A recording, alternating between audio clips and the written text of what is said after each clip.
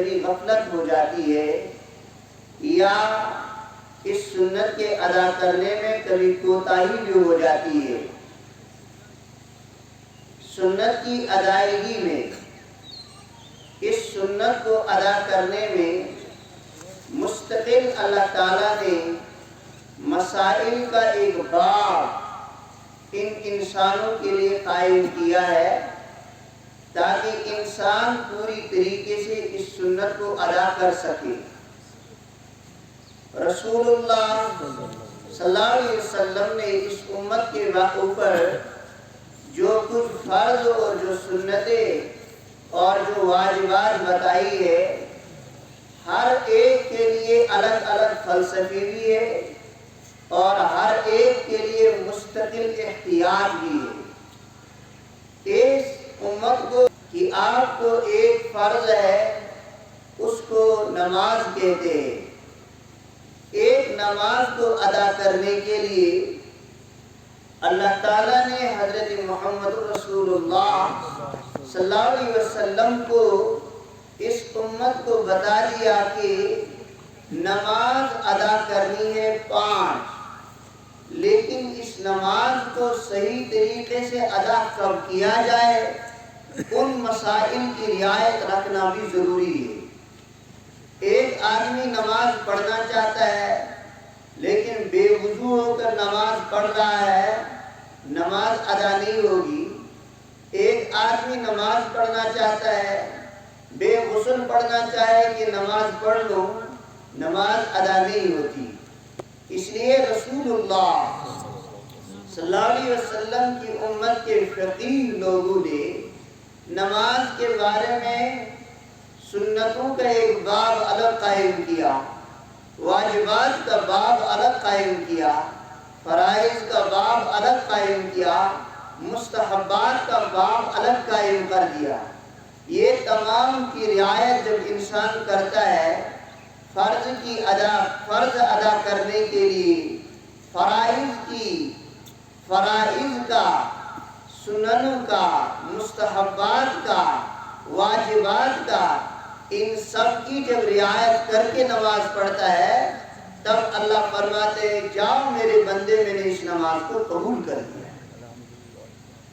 اسی طریقے سے قربانی عید الاضحیٰ ہے، اس میں جانور کو قربان کرنا ہے۔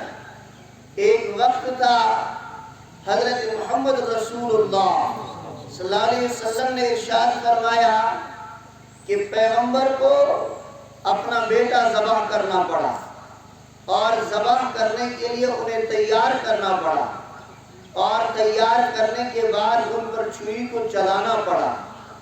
پھر اللہ کا حکم کیا بنا، اللہ کی مصلحت کیا بنی، وہ ایک دوسرا سوال ہے۔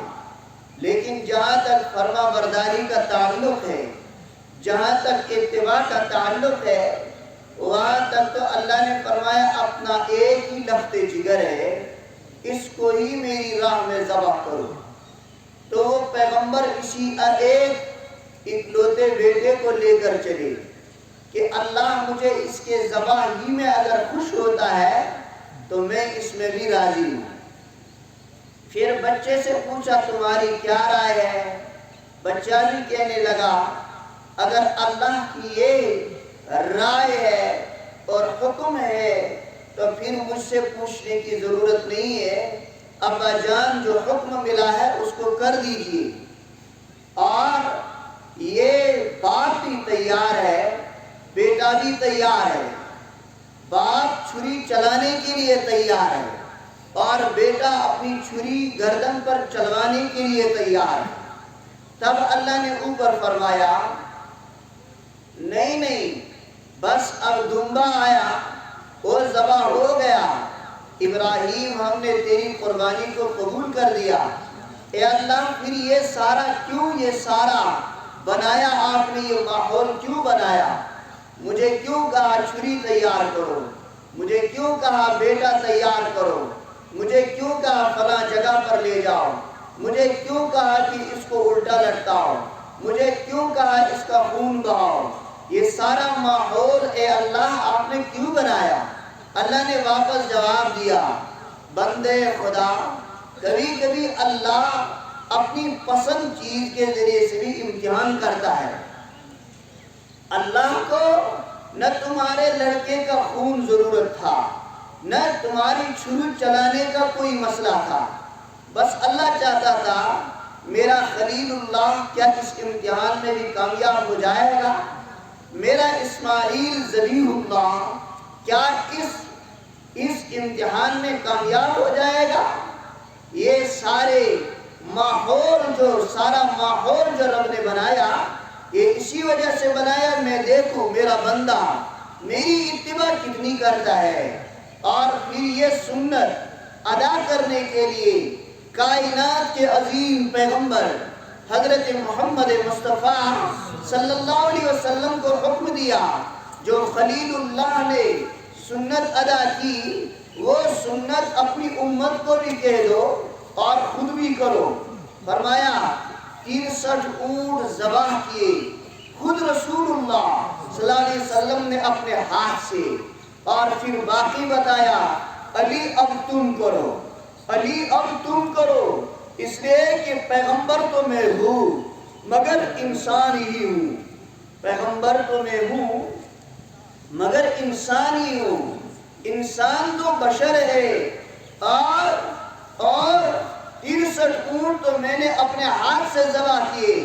اب تو انسانیت بتا رہی ہے کہ انسان تھک جاتا ہے، علی لو چھری اور باقی تم ذبح کرو، تاکہ کائنات کے انسانوں کو یہ بھی پیغام مل جائے نبی انسان ہوتا ہے، نبی کوئی فرشتہ اور کوئی خدا نہیں ہوتا ہے، نبی انسان ہوتا ہے، نبی کوئی فرشتہ اور نبی کوئی اللہ نہیں ہوتا ہے، نبی انسان ہی ہوتا ہے، اور انسانوں میں ہی نبی کو بھیجا جاتا ہے تاکہ انسان سے میلان کھائے گا اور اسلام اللہ کا پیغام صحیح طور پر سمجھ پائے گا۔ اس لیے وہ قوم ہے جو قوم اس دنیا میں بس رہی ہے مگر میرے نبی کو اللہ کا درجہ دے رہی ہے، اللہ نے انکار کیا نبی کتنا بھی بڑا تب بھی میرا بندہ ہی رہے گا، اللہ نہیں بن سکتا، اور اللہ تو بہت بڑے، اللہ کی طاقت تو بہت بڑی ہے، اللہ ہی رہ سکتا ہے، اللہ کبھی بندہ نہیں بن سکتا۔ میں عرض کر رہا تھا ایک نماز کو ادا کرنے کے لیے اللہ کے امتی، اللہ کے نبی کی امتوں نے سنن، واجبات، مستحبات، فرائض کا ایک الگ الگ باب قائم کیا ہے تاکہ نماز صحیح طور پر ادا ہو جائے۔ قربانی ایک مستقل باب ہے، اور اس قربانی کے ادا کرنے کے لیے امت کو بہت ساری چیزیں مسائل کی شکل میں بتائی گئی ہے تاکہ امت کا ایک فرد بھی قربانی ادا کرنے سے نہ رک جائے۔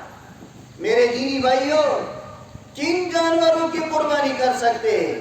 جواب آیا گائے، بیل، بھینس، اونٹ، اور چھوٹے جانوروں میں بکری، بکرا، دمبا، بیل، یہ اس طرح کے جانور ہیں جن کو قربان کیا جاتا ہے۔ اب شریعت نے مسائل سمجھائے، چھوٹا جانور اگر بھیڑ ہوگا جسے کٹبر کہا جاتا ہے، یہ کم از کم 1 سال کا ہو، اگر 1 سال کا نہ ہو کم از کم 6-7 مہینے کا اتنا تکڑا اور حربہ ہو کہ لگتا ہو کہ یہ 1 سال کا ہے، اس کی قربانی درست ہے۔ بکری ہے، بکرا ہے، یہ 1 سال سے 1 دن بھی کم نہ ہو، 1 سال برابر ہو۔ گائے، بیل اور بھینس یہ کم از کم 2 سال کے ہو۔ میں نے اس سے پہلے بھی ایک بات عرض کر دی ہے، ہماری کشمیر میں ایک مزاج ہے، ہم کہتے ہیں 2.5 سال کا ہو تب وہ ذبح ہو جائے گا، لیکن یہ کشمیر کا اپنا مسئلہ ہے، شریعت کا مسئلہ ہے 2 سال کا۔ 2 سال 1 دن علاوہ ہو، 2.5 سال 3 سال ہو، 5 سال ہو، یہ قربانی کو لگے گا، لیکن اگر 2 سال سے 1 دن بھی کم ہوگا وہ قربانی کو لگنے والا جانور نہیں ہے۔ اور پھر ایک مسئلہ سمجھے، ہمارے اس معاشرے میں اسلام کے لیے کچھ احباب اٹھتے ہیں اور رفاع عام کی بات کرتے ہیں کہ اس پیسے سے، اس قربانی سے بہتر ہے کوئی غریبوں کا کام کیا جائے، کوئی پل اور کنویں کا کام کیا جائے، کوئی رفاع عام کا کام انجام دیا جائے۔